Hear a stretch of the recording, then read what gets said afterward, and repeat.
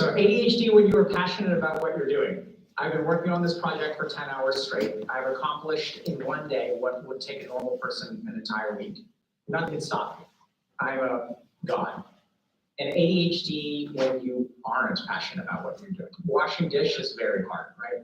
So this is like a pretty funny meme. I think that part of the reason that these memes get made and the reason that they propagate, right, and get a bunch of upvotes is because people can really identify with this experience. So a lot of people with ADHD will be aware that their attention can sometimes get hyper-focused on a particular thing. And if that thing happens to be something good for them, they can really do an awesome job. They can get super caught up in particular things, learn a lot about stuff. Get super into crypto, for example, and then read crypto stuff for 10 hours and learn a ton about crypto. And then the challenge though is that it's not really your choice you choose to hyper focus on. And so it feels a little bit like a roll of the dice where if it's a good thing to get hyper focused on, that's awesome, right? And then we're over here on the left.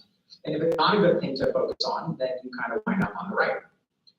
So we're going to talk a little bit about this phenomenon, but before we do, I want to share actually a post, which we're not going to go over the whole thing because it's relatively long, but I think that it's actually a really good post. So someone in our community a few days ago mentioned that they had serious concerns about your ADHD is actually an advantage video. And so, they go on to sort of talk a lot about myths, some of which I kind of talk about. They also cite, Dr. Russell Barkley, who's an expert on ADHD. And so they're sort of sharing some of the concerns about the ways that we represent ADHD or we talk about ADHD. For what it's worth, I kind of responded to the posts and stuff like that. And some of the things that I sort of said about some of the other videos, and I sort of said, I completely understand your criticism. For what it's worth, we're going to be revisiting, or we've already started the process of revisiting how to title our videos. So that feedback has been really, really useful because I think this person had a super, super valid point. And so hopefully as a result of this feedback, we'll improve and therefore we'll be able to help more people. So we're always open to feedback for people who are sort of telling us, hey, we think you should be doing this better. And we have concerns about this and this. And as long as it sort of supports the mission of what we're trying to accomplish at HG, we're more than happy to receive it. In fact, we depend on it, right? That's how we've gotten to where we are today, is based on the feedback of the people that support the work that we do. So, then part of what this kind of comes down to is there's this idea that, if we kind of go back to this meme, that if you have ADHD and you're passionate about something, and if you get kind of into something, that you can spend 10 hours straight doing. So this is where it's really important to remember that ADHD is a diagnosis of disordered attention, right? So disordered attention, what most people think of with ADHD is that you can't focus on a particular thing and that your mind is very distractible and wanders. But when we talk about disordered attention, and this is really common, I remember talking especially to parents who have adolescent kids, who, when I mentioned ADHD as a potential diagnosis, the parents would be super surprised. They're like, well, our kid can sit down and read comic books for 8 hours straight. So if he's capable of doing that, doesn't that mean it's not ADHD? And so ADHD is the disordered attention. And what we mean by disordered attention is not only that you can't force your mind to focus on what you want it to, and instead it gets distracted, but the opposite is also true, which I think we've mentioned several times on stream, is that sometimes you get stuck on a particular thing and you can't shake that thought when it's really a good idea to shake that thought. And at the same time, we also have, some interesting perspectives on this. So here's an example of, so the person thankfully, mentioned Russell Barkley, and I was somewhat familiar with his work, but as a consequence of the poster's feedback, so I looked at a lot more of his work. And I want to share with you all a quote from Russell Barkley, or I think, can we watch YouTube or does it get banned? We can watch YouTube, right? So here's Russell. There's also another popular phrase in some of the adult ADHD trade books. Adults with ADHD are good at hyperfocusing. This too is mythology. Hyperfocusing is actually perseveration. You are unable to interrupt what you're doing when you should have shifted to doing something else. It is like the child who continues to play the video game long after they should have been getting dressed for school and out to the bus. You want to call that hyperfocusing, that's fine, but that is a classic sign of a frontal lobe injury, and it is perseverative responding. You should have stopped what you're doing, and you didn't. There were other, more important goals to have been accomplished, and you ignored them. This is no gift. It is, in fact, a symptom of this disorder. Hyperfocusing goes with autism. Perseveration goes with ADHD. There's a little bit of a context there, which is, I think he's answering your question about the difference between perseveration and hyperfocusing. But I think he brings up a really excellent point. The challenge is that, if you talk to people with ADHD, and I've certainly been in this camp, despite the fact that hyperfocusing is an attribute of a disorder, you're going to have people who have this experience, right? Whatever you call it, this injury/gift has been responsible for every single achievement in my life. And this is also why we have these kinds of memes, because the experience of people with ADHD is, for some of those people, the hyperfocusing seems to be an advantage. And as we sort of start to look a little bit at the research, there's some talk about neurodiversity, for example. So there's a growing movement within the mental health field that some of these things may not be, it's not appropriate to categorize them as illnesses, but this is a situation of neurodiverse versus neurotypical. I have my reservations about some of these concepts, which we'll kind of get to in a second. But there seems to be some exploration of what we've traditionally thought of is mental illnesses, and whether some of these mental illnesses can possibly have good effects, right? So we have some experts like Russell Barkley that say that this is hands down kind of the myth of hyperfocus is in a sense false. This is a sign of it's correlated with a frontal lobe injury, which is absolutely correct. So there's a lot of useful stuff that he has to say, but there are different perspectives. So this is a paper that was published in Neuroscience and Behavioral Reviews that sort of examined creativity and ADHD. It was sort of it was a review that looked at 31 studies and sort of went over, what is the relationship between ADHD and creativity. And essentially there's a lot of mixed stuff in here. I think a lot of the conclusions that they come to are somewhat questionable, but there are a few interesting findings from this study. So one is that most studies find evidence for increased divergent thinking for those with high ADHD scores, but not for those with the disorder, clinical. So what does this mean? So we're going to unpack this statement a little bit. So divergent thinking is essentially correlated with or that's how they sort of describe or try to measure creativity. So when I sort of I'm faced with a particular problem, generally speaking, we tend to approach it a particular way, and people who think divergently will be able to draw on different kinds of perspectives or think about it in a non-standard way. So this is something sometimes used in the literature as a correlation for creativity. And so one of the main findings of this review is that there are people who score highly in terms of ADHD symptoms that don't quite meet a clinical threshold. So we're going to talk a little bit about what that means. But when you sort of cross over into the clinical threshold, the apparent benefits of ADHD aren't really measurable. So another sort of major movement in the realm of ADHD research is sort of this general call for more research opportunities to boost the knowledge needed to better understand the potential positive side of ADHD. And this is something that is not, these are not people that are sort of saying this. So this is another paper that sort of looks, this is qualitative research. So these are people that were kind of doing, instead of administering instruments and stuff like that, they sat down with, I think, just a handful of people, a really small sample size. And they sort of asked them questions about, what is your experience of ADHD and what are some of the advantages, things like that. And so what they sort of discovered is that, there's some amount of divergent thinking or creativity, that there is a hyper-focus element, that there's a cognitive dynamism, which is sort of a positive thing, sort of a sense of adventurousness. So this is another example of, some of the research that's sort of starting to explore potential good sides of ADHD. And we'll talk a little bit about, what exactly ADHD is and why there are these disparate perspectives. Hey everybody, it's 1 o'clock. I just found that interesting on the ADHD stuff. And I had a few things I wanted to show you for the grant for horticulture therapy. And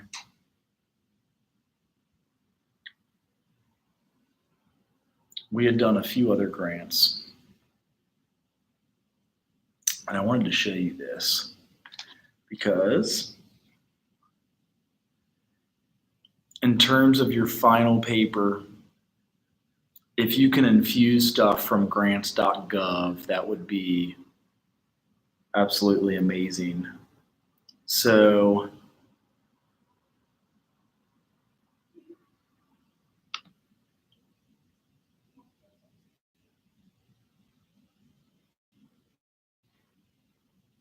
let me make for sure that there is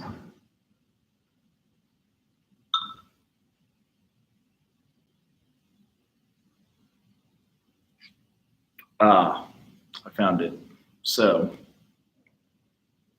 Rod Huber grant for a garden startup. So this is some of the work we're doing.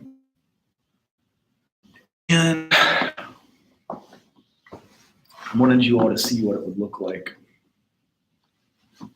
Because this is something we did from scratch and we're actually going to publish some of it. And here's where it is.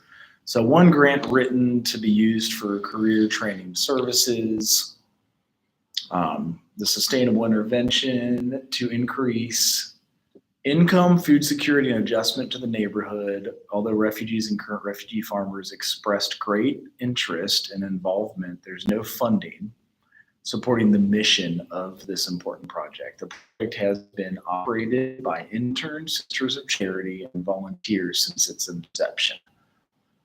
So we went on the federal website for funding to see what there was. Refugees from Bhutan and from Burundi, Africa. So the idea was food production, refugee farmers will be educated by Garden of Hope's coordinators. And also small plot intensive farming.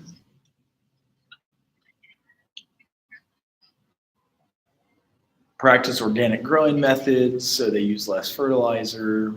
Intensive relay cropping, then show how it would be marketed. Some of the marketing, local farmers market allow the refugees to sell things there. Land acquisition. So land has been leased through first UC and now currently through Finley Market. Obtaining financing, what that would look like. So as you see, you check through everything the grant asks you for, you write a small bit of information on it. If it is a group that you're leading that would do horticulture therapy, that would do anxiety therapy, go ahead and put that in. And then you can see some of the things that will come up.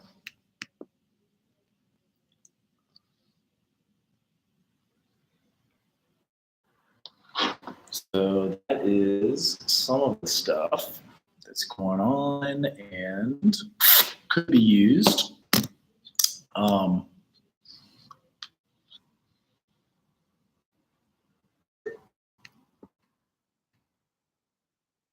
Then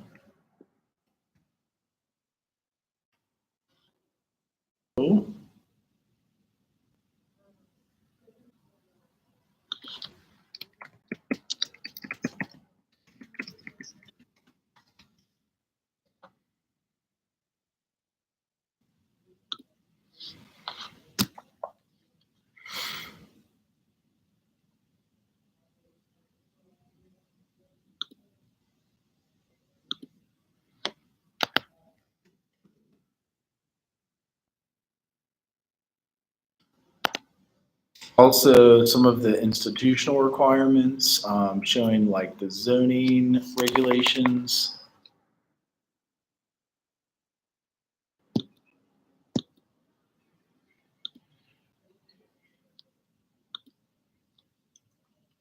Then some of the community food security, it shows refugee farmers have expressed their desire for fresh, healthy food options for themselves and their community. This project to by their want for healthy food in the neighborhood. Many refugee families have a history of backyard gardening.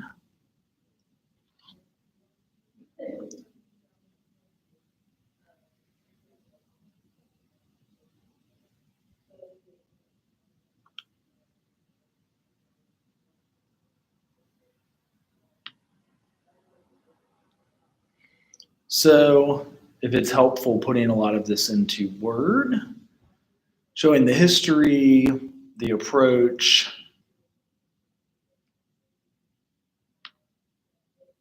I actually may have this in Word.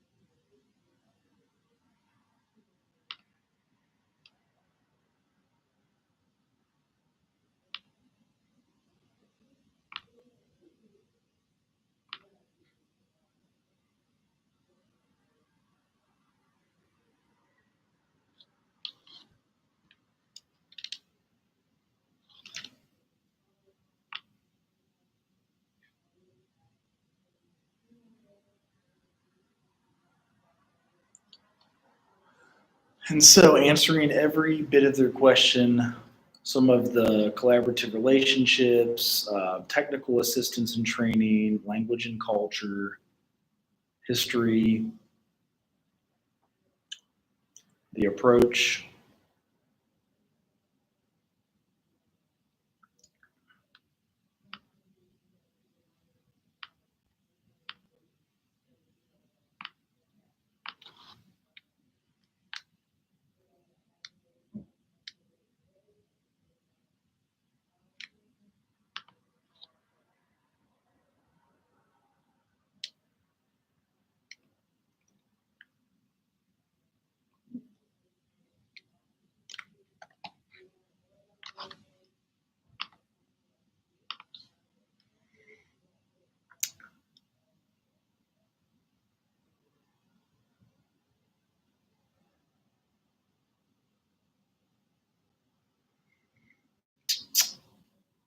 And then the other details that they would have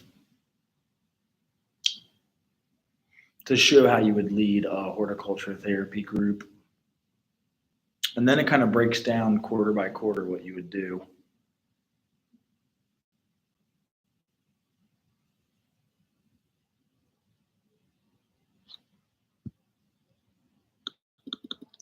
Making sure that you have enough info.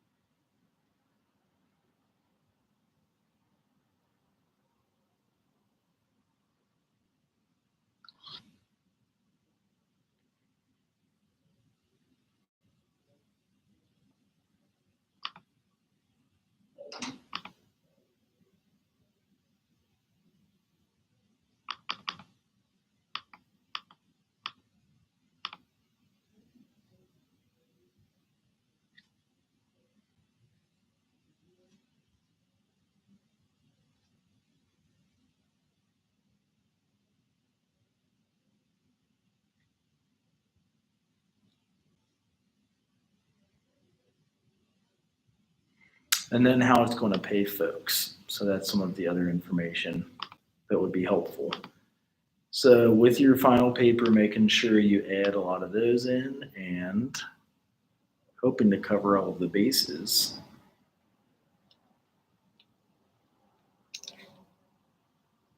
With that.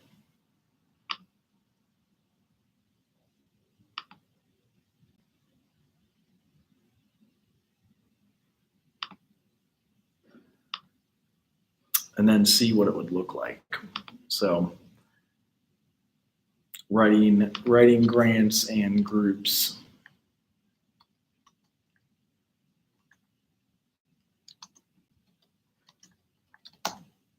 And then a few other examples that they show us here.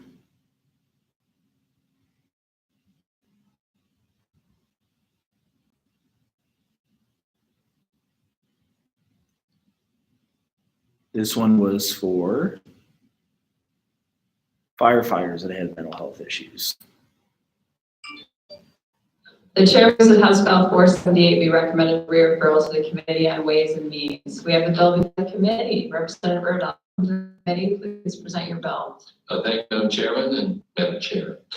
And pleased to be here today. I believe in my 17th House. This is the first time I've been honored to be before an HHS committee with a bill. Nice. Treat. Oh.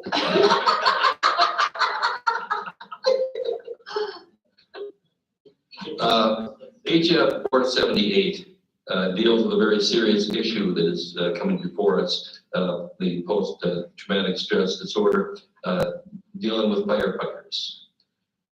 And is asking for $400,000 to create a grant program that gives asking for $400,000 to create a grant program that gives 150 appropriate referrals. I was recently notified of concerns that State Auditor Julie Blaha has regarding this issue. She recently put out a report on the 2017 Financial Investment Report of Volunteer Fire Relief Associations. And in that report, she says, while we are happy with the health of the funds, we are concerned with the health of the firefighters. We will continue to monitor the magnitude of survival and disability benefit payouts and their financial impacts on these pension funds. The amount paid in survivor and disability benefits increased by 101.1% between 2016 and 2017.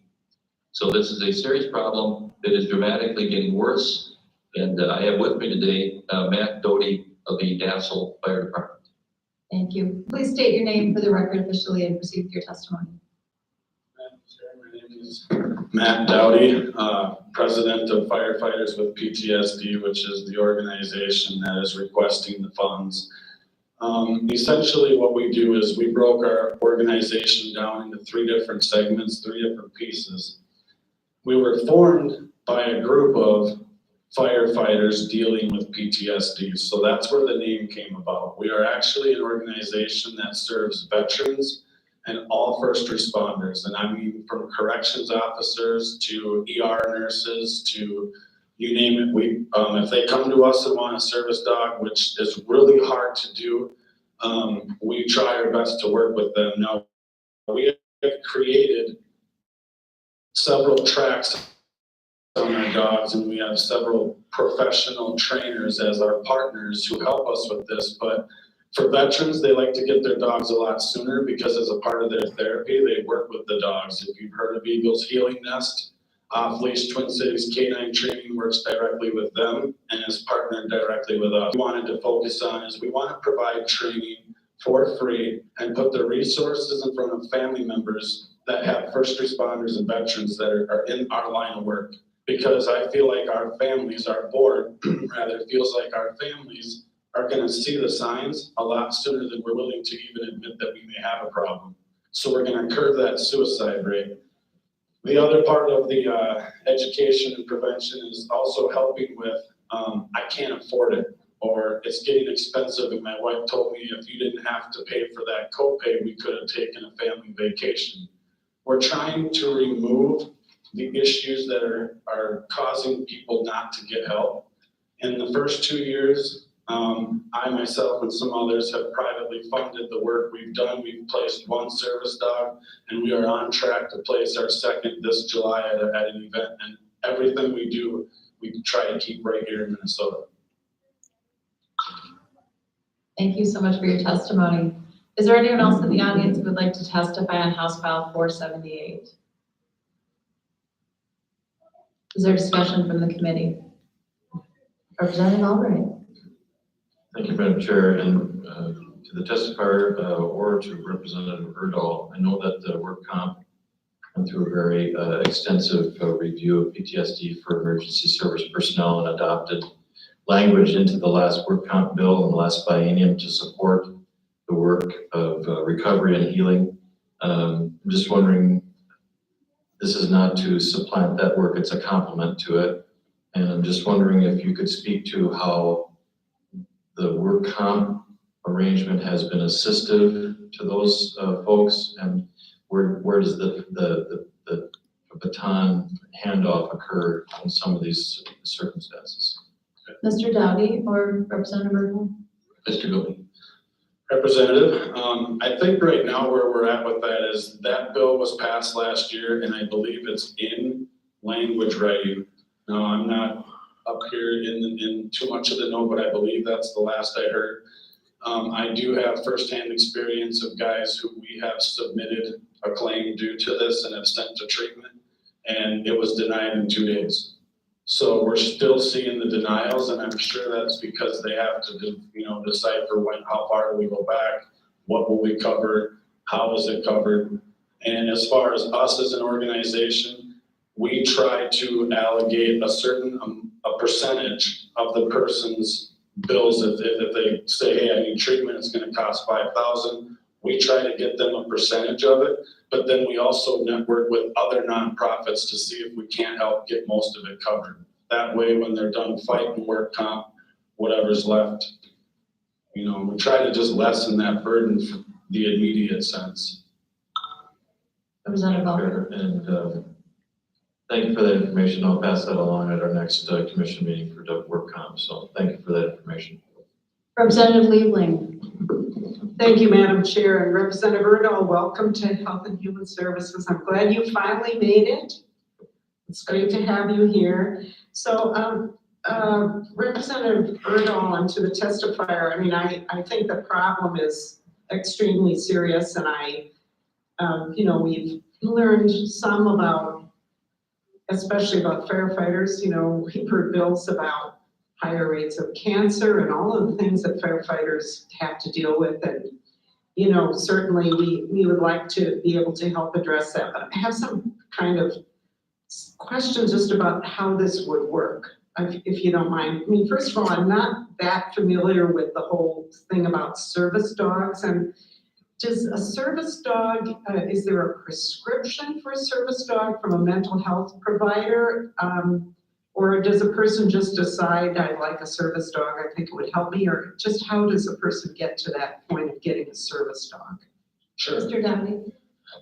Representative, I think how I'll answer that question is simply, we work directly with the person that's asking for the dog, our team does, and then they also request a verification from their doctor or provider.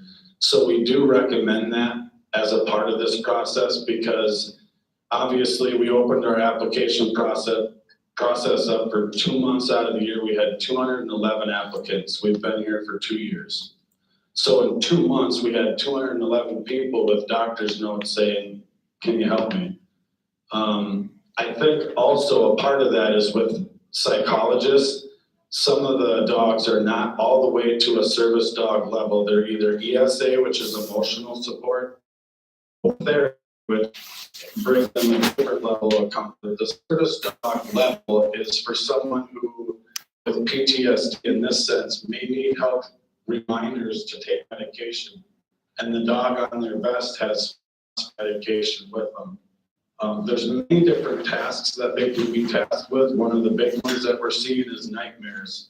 And being in big crowds, that people get anxiety with PTSD and they feel like they need to be near an exit. So the dogs bring comfort and healing in many different ways, and most often it comes with the long-term working with the dog, developing that relationship. And Okay. Chair Lublin? Thank you, Madam Chair, and thank you for that answer. I realize I know even less than I thought I knew.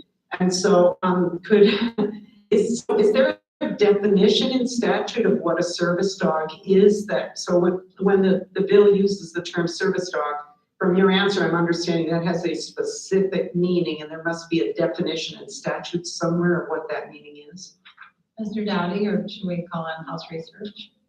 you can call it house research, but I'm sure there is, because we can't just put out any dogs. They test out, they go through many certifications. So it's, Chair Leland. Thank you, Madam Chair, and thank you for that. And so, and then my other question would be, is there, and I don't know if you don't know the answer, that's fine, but, we're trying to, of course, we're gonna have limited resources to do things, especially new projects, and we wanna be able to use our money where we have evidence that something will really have an impact. And I'm just wondering if if there are studies that show how well the service dog works. Is there any research on that we can look to say that this approach is better than another approach or anything like that?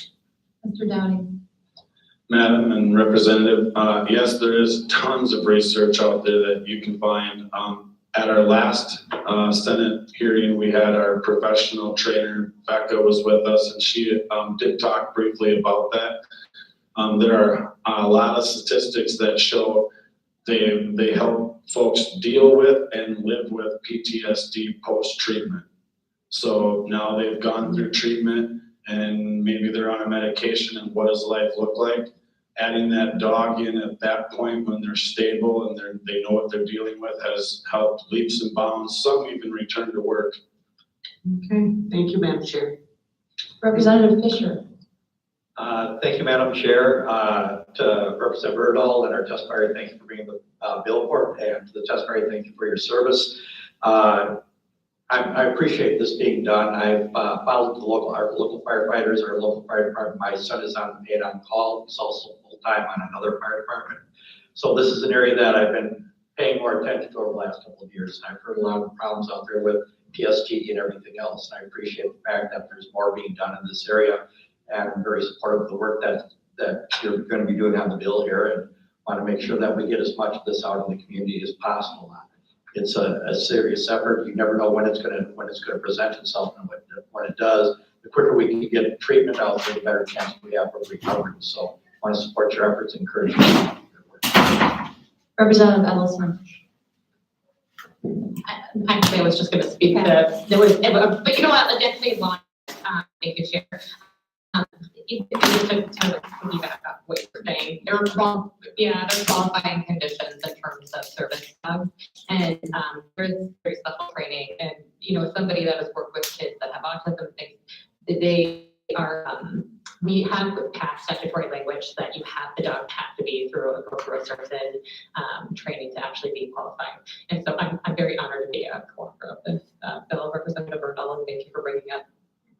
Further, it is recommended for re-referral to the Committee on Ways and Means. Thank you very much. Congratulations. All right, so you guys see kind of the process when you do, if you're writing up a grant, then you're getting things pushed through different forms of legislation, how the funding would go, how important it would be to have things exact, and could get funding for your whole entire program upon graduation. So if you have any questions, email me and I will see you all Wednesday. Might do an online day for you to write Friday.